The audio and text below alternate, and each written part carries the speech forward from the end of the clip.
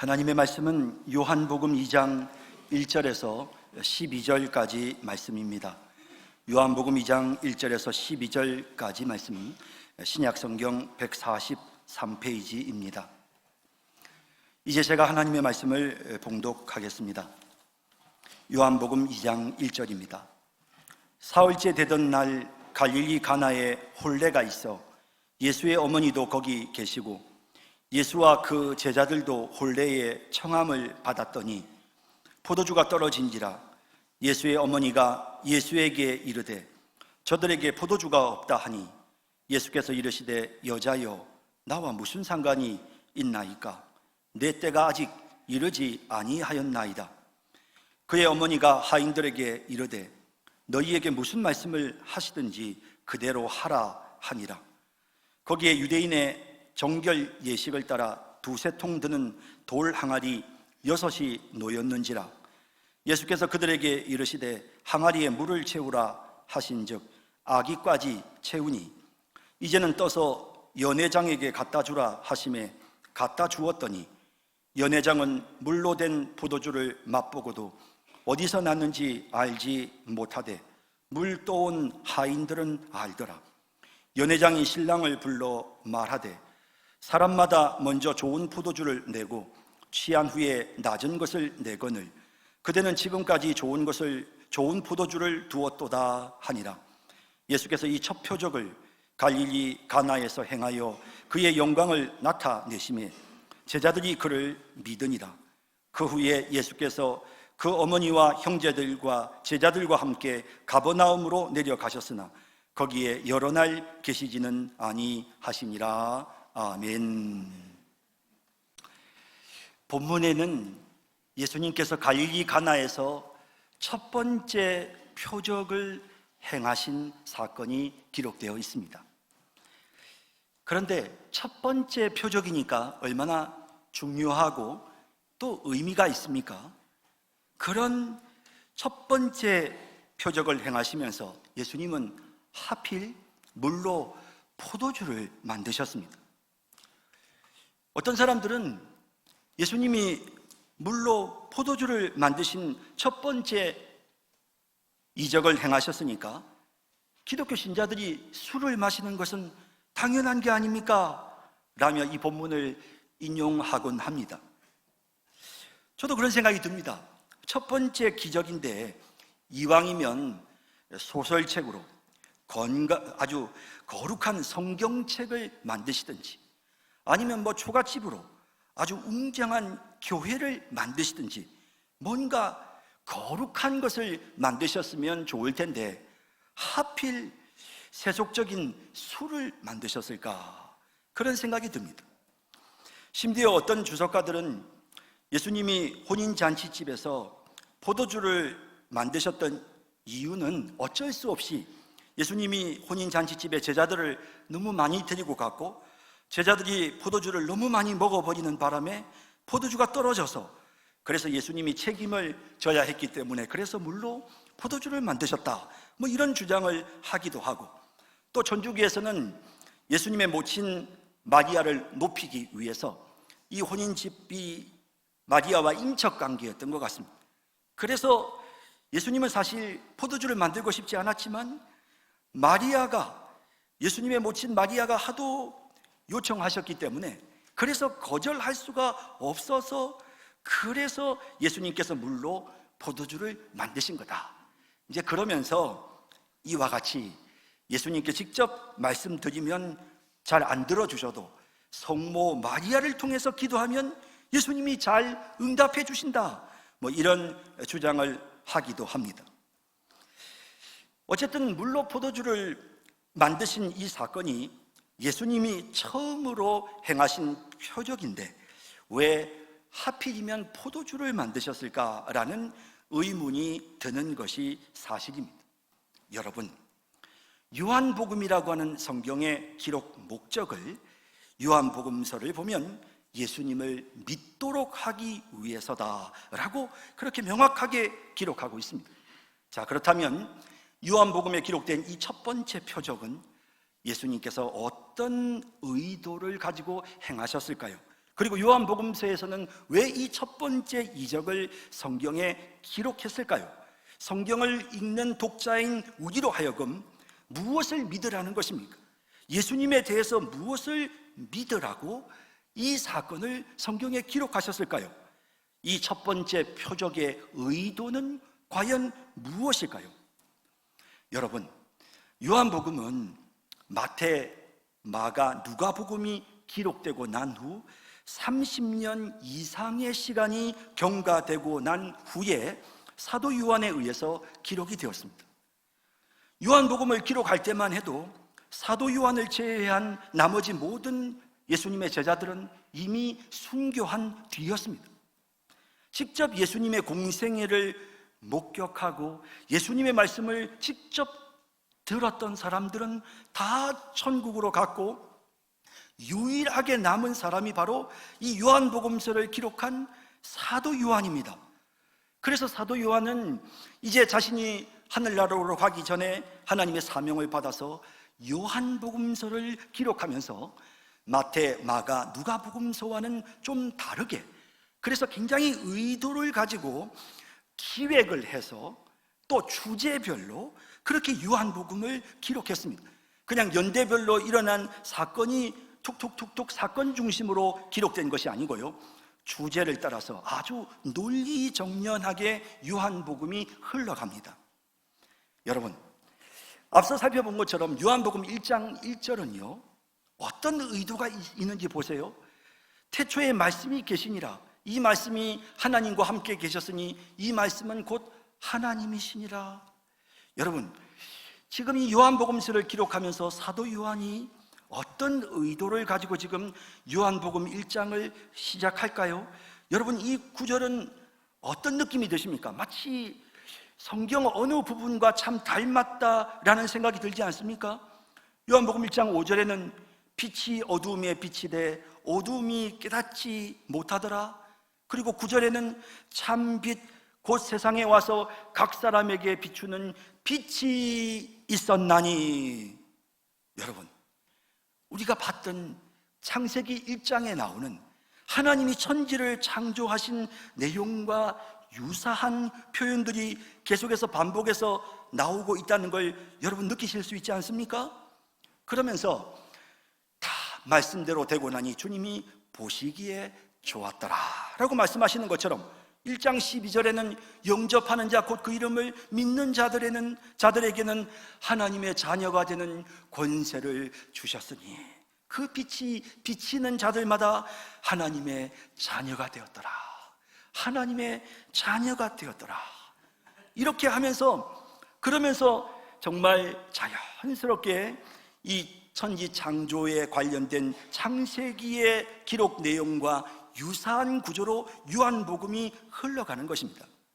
그러면서 창세기를 보면 마지막에 이제 모든 걸 만드시고 난 다음에 마지막에 보면 어떤 내용이 나오느냐 하면 생육하고 번성하고 땅에 충만하라 라고 하는 말씀이 나오는 것처럼 이제 요한복음 1장에서는 은혜와 진리가 충만하더라, 은혜 위에 은혜더라, 이런 표현들이 나옵니다. 그런 표현들을 통해서 이제 뭔가 예수님께서 새로운 창조를 이루시고 있다는 사실, 구약시대 하나님이 천지를 창조하신 태초의 창조와는 다른 예수 그리스도를 통해서 새로운 창조가 이루어진다는 사실을 우리에게 보여주고 있는 것입니다. 그러면서 요한복음 1장 17절에 이런 내용이 나옵니다. 율법은 모세로 말미암아 주어진 것이요 은혜와 진리는 예수 그리스도로 말미암아 온 것이라. 구약시대에는 모세를 통해서 하나님께서 그 백성들에게 율법을 주셨습니다. 그런데 이제 이 신약시대에는 예수 그리스도를 통해서 은혜와 진리가 우리에게 충만하게 임하게 되었다는 것입니다. 은혜와 진리가 무엇입니까? 지난 시간에 우리가 함께 살펴봤습니다. 은혜라는 것은 우리의 허물과 죄를 용서해 주시는 것입니다. 율법에 씻는 예식과 제사를 통해서는 사람들이 온전히 정결해지질 못했습니다. 하지만 예수님이 새로운 창조를 이루시면서 십자가의 보혈로 우리의 죄를 다 용서해 주셨습니다. 구약시대에 율법이 있었지만 그 율법이 이스라엘 백성들을 진리 가운데로 이끌지 못했습니다. 하지만 예수님의 영이신 성령께서 우리 각 사람에게 임함으로 새로운 창조의 세계 속에서 우리는 진리 가운데로 나아가게 된 것입니다. 예수님으로 말미암아 이제 은혜와 진리가 우리에게 충만하게 된 것입니다. 구약의 모세를 통해서 주어진 그 율법이 그 백성들을 온전하게 하지 못했지만 예수님을 통해서 이제 새로운 창조를 받은 하나님의 백성들에게는 은혜와 진리가 충만하게 되었다는 것입니다.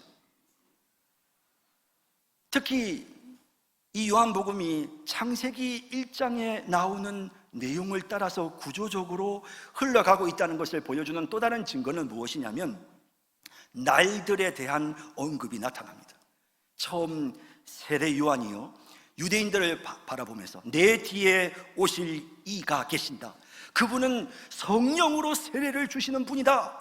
불과 성령으로 세례를 주시는 분이다 라고 하면서 예수님을 증거하는 내용이 나옵니다. 그리고 난 다음에 1장 29절에 보면 이튿날이라는 표현이 나옵니다. 마치 창세기에서 다음 둘째 날, 셋째 날 하는 것처럼 그렇게 이튿날이 나옵니다. 이 이튿날 세례 요한은 예수님을 만나서 세상 죄를 지고 가는 하나님의 어린 양이시다 라고 그렇게 고백합니다. 그리고 또 이튿날 35절에 보면 그날 세례 요한이 예수님을 다시 증거하니까 그 증거하는 내용을 듣고 세례 요한의 두 제자였던 안드레가, 두 제자 중에 하나였던 안드레가 또 그 한 제자가 예수님을 만납니다. 그리고 예수님을 믿습니다. 그리고 안드레가 베드로를 예수님에게로 데리고 와서 소개합니다. 이런 과정을 통해서 안드레가 예수님을 메시아로 고백하는 일들이 셋째 날 일어납니다. 그리고 난 다음에 43절에 보면 또 이튿날이라는 표현이 또 나옵니다. 이 네 번째 날에 빌립이 예수님을 따르게 되고 빌립이 예수님을 메시아로 고백합니다. 그리고 나다나엘을 예수님께로 데리고 왔고 나다나엘도 예수님을 메시아로 하나님의 아들로 고백하는 이런 내용이 넷째 날 일어나게 됩니다. 그리고 나서 오늘 우리가 읽은 내용의 2장이 시작되는 것입니다. 2장 1절이 어떻게 시작됩니까? 사흘째 되던 날이라는 말씀으로 시작됩니다. 예수님께서 나다나엘을 만나서 더 큰 일을 보게 되리라 말씀하신 그 넷째 날부터 사흘째 되는 날은 여섯 번째 날입니다. 하나님이 천지를 여섯 번째 날 완성하시지 않습니까? 그런 것처럼 요한복음의 구조는 이렇게 날 하나, 둘, 셋, 그래서 여섯 번째 날까지 오면서 그리고 마침내 그 여섯 번째 날 예수님께서 첫 번째 표적을 행하시는 사건이 일어나게 되는 것입니다. 여러분, 이런 내용들을 우리가 살펴보면서 느끼는 것은 요한복음은 창세기의 구조를 따라서 예수님을 통해서 이루어지는 새로운 창조의 세계를 우리에게 보여줍니다. 그리고 그 창조의 절정의 순간에 물로 포도주를 만드시는 사건이 기록되어져 있는 것입니다. 여러분, 이 본문의 내용을 좀 더 살펴보십시다. 예수님과 제자들 그리고 예수님의 모친이 혼인잔치에 초청을 받았습니다. 혼인잔치는 당시에 초청을 받은 사람들만 갈 수 있었고 보통 이 잔치는 일주일 동안이나 계속되었습니다. 일주일 동안 잔치를 해야 되니 상당한 비용이 들 수밖에 없습니다. 그런데 안타깝게도 음식이 떨어졌습니다. 잔치집에 음식이 떨어졌습니다. 얼마나 큰 결례입니까? 신랑이 가진 돈이 부족해서 그랬는지 어쨌든 포도주가 떨어져 버렸습니다. 이 상황을 보고 예수님의 모친 마리아가 예수님에게 포도주가 없다고 알립니다. 그냥 단순히 없네 라고 정보를 제공한 것이 아니라 마리아는 예수님께 이 결핍의 상황을 해결해 달라고 요청한 것입니다. 마리아의 그 요청을 보시고 예수님은 이렇게 말씀하셨습니다. 여자여 라고 말씀하셨습니다. 그러면서 예수님은 아직 자신의 때가 이르지 않았다고 말씀하셨습니다. 이 일에 왜 자신이 관여해야 하느냐라고 하시면서 자신의 때가 아니라고 하셨습니다. 하지만 예수님은 마리아의 요청에 응답을 하십니다. 율법에 따라 정결 예식을 하기 위해서 돌 항아리 6개가 그 잔치집 입구에 있었습니다. 손님들이 오면 그 돌 항아리에 있는 물을 퍼서 하인들이 손에 부어주면 손을 깨끗하게 씻는 정결 예식입니다. 그 당시에는 무슨 위생의 개념으로 손을 씻은 것이 아니라 거룩해지기 위해서, 더럽혀진 불결한 자신의 죄를 깨끗하고 정결하게 씻기 위해서 물로 손을 씻었습니다. 그렇게 손을 씻는 데 사용되는 구약의 율법의 예식의 정결함과 거룩함을 위해 사용하는 그런 항아리가 있었는데, 그 항아리는 2~3통 드는 항아리입니다. 2~3통이라고 하면 대략 한 100리터가 조금 넘습니다. 냉온수기에 올려놓는 여러분 큰 물통 있지 않습니까? 그 물통 한 개가 50리터니까 요거 한 2개 정도 들어가니까 항아리가 꽤 컸다라고 여러분들이 생각하시면 됩니다. 그런데 그 항아리에 물을 채운 후에 그 항아리에 물을 퍼서 연회장에게 갖다 주었는데, 그 순간 물이 변하여 포도주가 되었습니다. 율법의 정결 예식에 사용되는 물이 순식간에 극상품의 좋은 포도주로 바뀐 것입니다. 결혼식의 모든 것을 총괄하는 연회장은 그 포도주를 맛보고는 좋은 포도주라며 신랑을 칭찬하였다고 기록되어 있습니다. 여러분, 이 첫 번째 표적이 과연 우리에게 무엇을 말씀하시려는 의도일까요? 신약 성경은 예수님을 믿는 하나님의 자녀들이 누리는 천국에서의 삶을 혼인잔치에 비유하고 있습니다. 그래서 천국잔치라는 표현이, 혼인잔치라는 표현이 성경에 얼마나 많이 나오는지 모릅니다. 저 요한계시록에도 보면 마지막 날 우리가 주님 앞에 서서 어린 양의 혼인잔치에 참여하게 될 것이다, 천국에서 영생을 누리는 것을 혼인잔치에 비유하고 있습니다. 신약만 그런 게 아니고요, 구약 성경에서도 메시아가 오심으로 우리가 누리게 될 구원의 기쁨을 포도주를 마시는 연회에 비유하고 있습니다. 이사야 25장 6절에서 8절을 보면 메시아가 오면 어떤 일이 일어나느냐 이렇게 예언하고 있습니다. 만군의 여호와께서 이 산에서 만민을 위하여 기름진 것과 오래 저장하였던 포도주로 연회를 베푸시리니, 곧 골수가 가득한 기름진 것과 오래 저장하였던 맑은 포도주로 하실 것이며, 메시아가 이 땅에 오심으로 이제 하나님을 섬기는 만민들이 다 이렇게 이 연회에 포도주로 연회를 베푸시는데 참여하게 된다는 것입니다. 구원의 기쁨을, 참된 만족과 기쁨을 누리게 되는 것을 포도주로 연회를 베푸는 것으로 그렇게 묘사하고 있는 것입니다. 또 이 산에서 모든 민족의 얼굴을 가린 가리개와 열방 위에 덮인 덮개를 제하시며 하나님과 인간 사이를 가로막는 모든 죄의 허물들을 다 제거하시고 사망을 영원히 멸하실 것이라. 우리 주님이 메시아가 이 땅에 오시면 이런 일들이 일어난답니다. 주 여호와께서 모든 얼굴에서 눈물을 씻기시며 자기 백성의 수치를 온 천하에서 제하시리라. 여호와께서 이같이 말씀하셨느니라 라고 기록되어 있습니다. 이처럼 성경은 하나님의 백성들이 누리는 큰 기쁨과 즐거움을, 참된 만족과 이 기쁨을 혼인잔치에서 포도주를 마시는 것으로 그렇게 표현하고 있습니다. 여러분, 이스라엘에는 제대로 마실 물이 없습니다. 우리처럼 땅을 파면 우물이 나오는 그런 토지가 아닙니다. 제대로 마실 물이 없습니다. 땅을 파도 짠 물입니다. 그런데 이런 마실 물이 없던 이스라엘 백성들에게 포도주는 식수였고 영양분을 공급하는 양식이었고 가장 맛있는 음식이었고 그들을 가장 즐겁게 해주는 음료였습니다. 그러므로 포도주는 참된 만족과 기쁨을 상징하는 것입니다. 여러분, 예수님의 첫 표적은요, 이제 그 시대가 왔다는 것을 만천하에 알리시는 것입니다.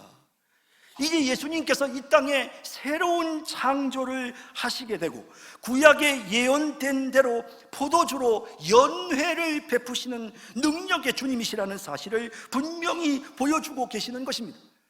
구약시대는 정결하기 위해서 항아리에 있는 물을 가지고 씻었지만 아무리 씻어도 그 죄를 다 씻을 수가 없었습니다. 그런데 이제 예수님이 우리의 죄를 다 씻으셨을 뿐만 아니라 이제는 우리에게 참된 만족과 기쁨을 주시는 영생의 복을 누리게끔 새로운 창조를 이루셨다 하는 사실을 우리에게 분명히 보여주기 위해, 그래서 예수님은 물로 포도주를 만드시는 이 첫 번째 표적을 행하셨던 것입니다. 사실 이와 같은 주님이 우리에게 주시는 이 참된 만족과 기쁨은 또 다양하게 다른 식으로도 표현이 됩니다. 예를 들면 요한복음에 예수님은 사마리아 여인에게 요한복음 4장 14절에 이렇게 말씀합니다. 내가 주는 물을 마시는 자는 영원히 목마르지 아니하리니 내가 주는 물은 그 속에서 영생하도록 솟아나는 샘물이 되리라. 또 요한복음 7장 37절 38절에는 누구든지 목마르거든 내게로 와서 마시라. 나를 믿는 자는 성경의 이름과 같이 그 배에서 생수의 강이 흘러나오리라.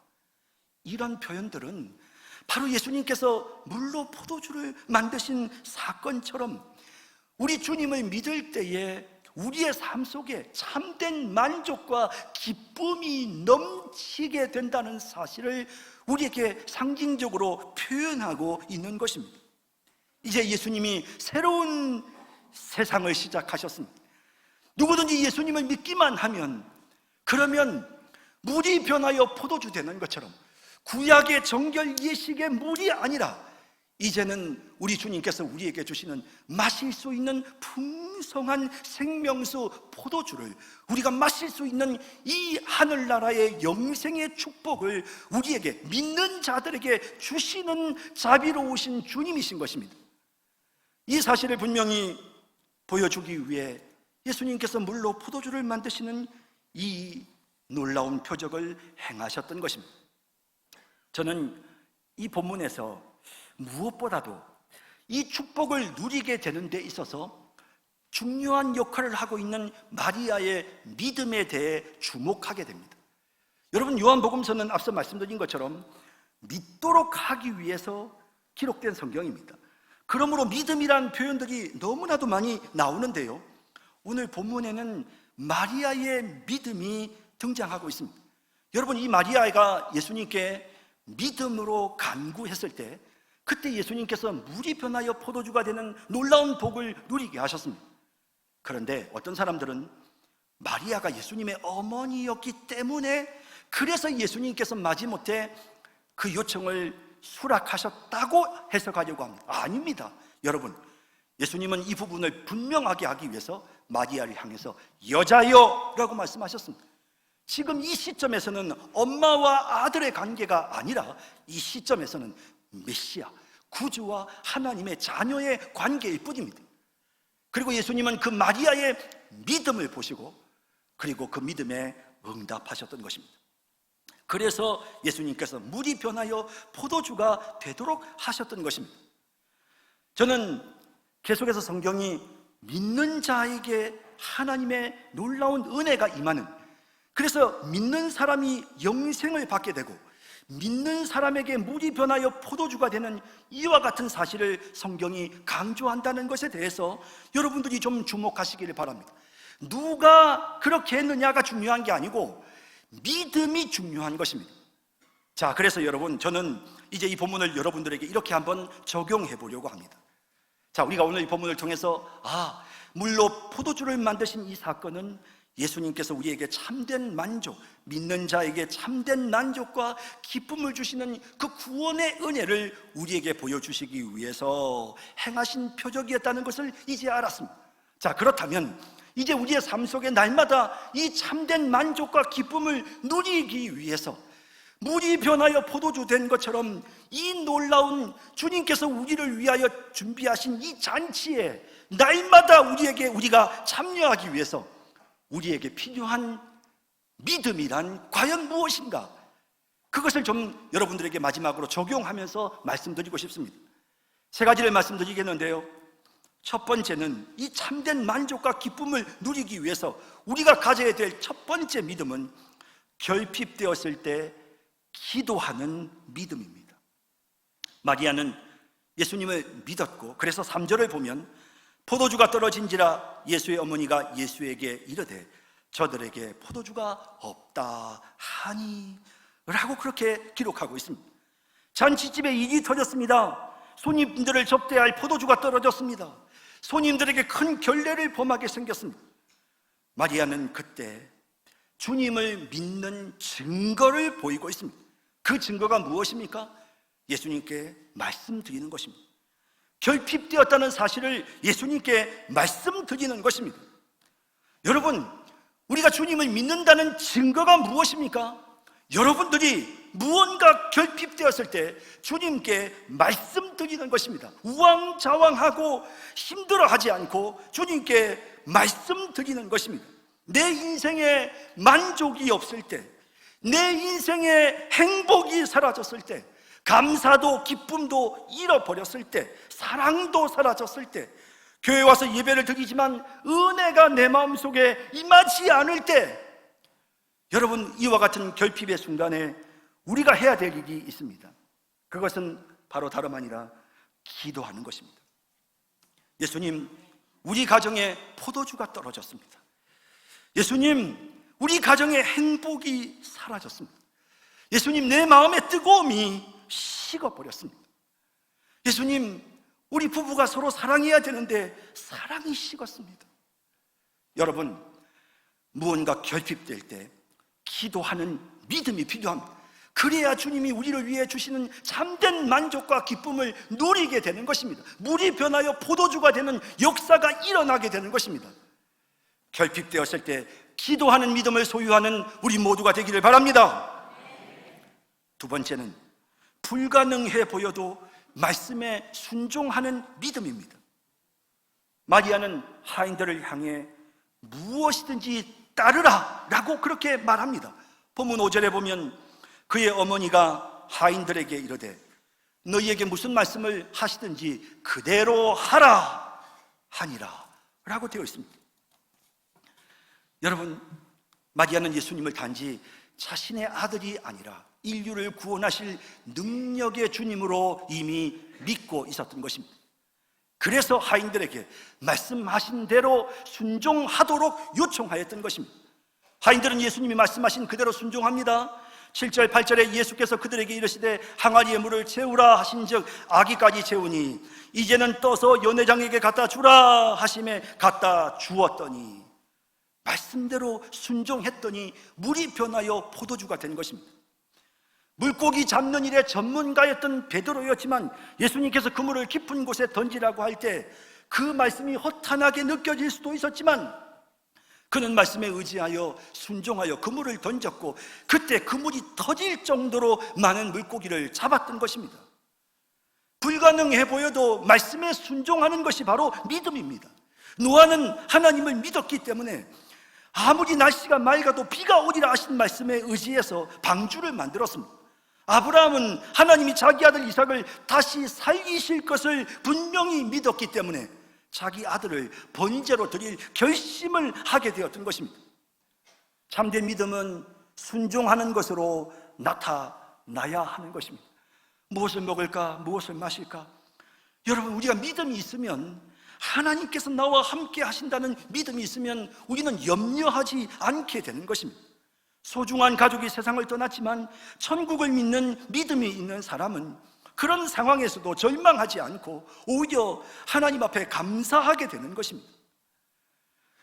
여러분, 하나님이 채워주신다는 믿음이 있기 때문에 우리가 기꺼이 하나님께 드리고 연약한 이웃을 돕게 되는 것입니다. 너희에게 무슨 말씀을 하시든지 그대로 하라 하신 말씀을 따라서 참된 만족과 기쁨을 누리기 위해 불가능해 보여도 말씀에 순종하는 믿음을 가지는 우리 모두가 되기를 바랍니다. 마지막 세 번째는 다른 사람들의 믿음을 성장시키는 믿음입니다. 믿음은요, 자라야 합니다. 물이 변하여 포도주가 되는 이 놀라운 사건, 어떻게 일어났습니까? 마리아의 믿음으로 시작되었습니다. 그런데 그 결과는 무엇입니까? 본문 11절에 예수께서 이 첫 표적을 갈릴리 가나에서 행하여 그의 영광을 나타내심에 제자들이 그를 믿으니라 라고 말씀합니다. 제자들은 이미 1장에서 예수님 믿었습니다. 근데 여기 또 그를 믿었다는 표현은 무슨 뜻입니까? 이것은 그들의 믿음이 더 성장하고 있다는 것입니다. 그들의 믿음이 점점 강해지고 있다는 사실을 보여주는 것입니다. 무엇을 통해서? 마리아의 믿음으로 말미암아 나타난 역사를 보면서, 그러면서 그 주변에 있는 그 역사를 본 다른 제자들이 믿음이 점점 강화되는 이와 같은 일들이 일어나는 것입니다. 물이 변하여 포도주가 되게 하는 이런 믿음은요, 다른 사람들의 믿음을 강화시킵니다. 제가 처음 믿음 생활이 제대로 되지 않았을 때 내 믿음이 언제 자리를 잡았는가를 생각해 보면 제 부모님들이 굉장히 사업이 힘들고 어려웠던 때가 있었는데, 그 무렵에 그 힘들고 어려울 때마다 하나님 앞에 기도하면 하나님께서 그 어려운 고비를 넘기시는 거예요. 그 어려운 고비들마다 하나님이 문제를 해결해 주시는 거예요. 그런 모습을 옆에서 보면서 덩달아 제 믿음이 자란 것입니다.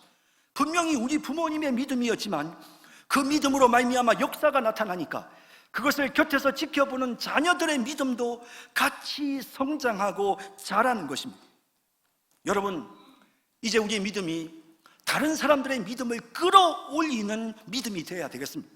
우리의 믿음으로 말미암아 역사가 나타나서 그것이 다른 사람들의 믿음을 강하게 만들어주는 그런 놀라운 역사가 나타나야 되겠습니다. 이제 말씀을 맺겠습니다. 사랑하는 성도 여러분, 예수님은 첫 번째 물로 포도주를 만드시는 이 표적을 통해서 예수님께서 우리에게 참된 만족과 기쁨을 주시는 우리의 구원자시라는 사실을 분명히 나타내 보이셨습니다. 이제 예수님은 새로운 세계를 창조하셨습니다. 예수님을 이제 믿기만 하면 구약시대 사람들처럼 손을 씻고 제사를 드려서 정결해지는 것이 아니고 예수님을 믿기만 하면 참된 만족과 기쁨을 누리게 된 것입니다. 여러분, 오늘 주신 말씀을 가지고 이 믿음을 가지고 결핍이 되었을 때 기도합시다. 불가능해 보여도 말씀에 순종합시다. 그리고 다른 사람들의 믿음을 성장시킬 수 있는 그런 믿음의 사람들이 되시기를 주님의 이름으로 축원합니다. 기도하겠습니다. 사랑과 자비의 주님, 오늘 하나님의 말씀을 통해서 오늘 이 물로 포도주를 만드신 이 사건이 어떤 의미가 있는지를 깨닫게 해주신 주님께 진심으로 감사드립니다. 주님, 행복의 포도주가 말라버렸습니다. 사랑의 포도주가 말라버렸습니다. 예배 시간에 와서 자리에 앉아있긴 한데 은혜의 포도주가 다 떨어져 버렸습니다. 기쁨도 다 떨어져 버렸습니다.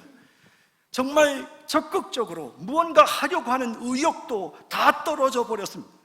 주님, 사랑하는 우리 성도들에게 채워주소서. 물이 변하여 포도주 되게 하심처럼 하나님, 우리에게 행복의 포도주를, 정말 감사와 기쁨의 포도주를, 사랑의 포도주를, 의욕과 열정의 포도주를 우리에게 만들어 주시옵소서.